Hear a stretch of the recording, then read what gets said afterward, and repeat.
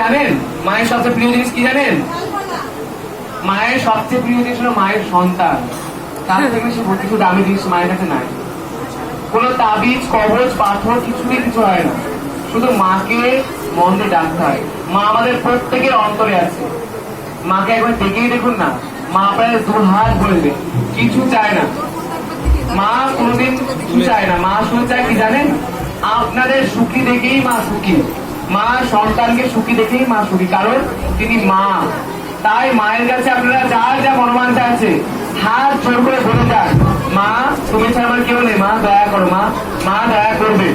আর সবচেয়ে একটা কথা বলছি, মা যে এখানে আছে তার প্রমাণ দিচ্ছেন আপনাদের একটা কথা। যারা প্রথম দিন আজকে এসছেন, একটা মিলিয়ে নেন, যারা প্রথম দিন এসছেন আজকে তাদের বারবার আসতে হবে শুধু ওই মাকে দেখার জন্য। বাড়ি থেকে একবার না হলে মনে হবে একবার দেখে আসি। আমি বলে রাখলাম, মাথায় রাখুন কথাটা, এই মাকে দেখার জন্য বারবার ছুটে আসতে ইচ্ছা হবে যে যত দূর থেকে আছে। তাই সবাই মায়ের কাছে মনোমানসা বলে যান, মা আমাদের সবার, এটা সবার বাড়ি, মায়ের বাড়ি। জয় মা শ্যাম সুন্দরী, জয় মা শ্যাম সুন্দরী।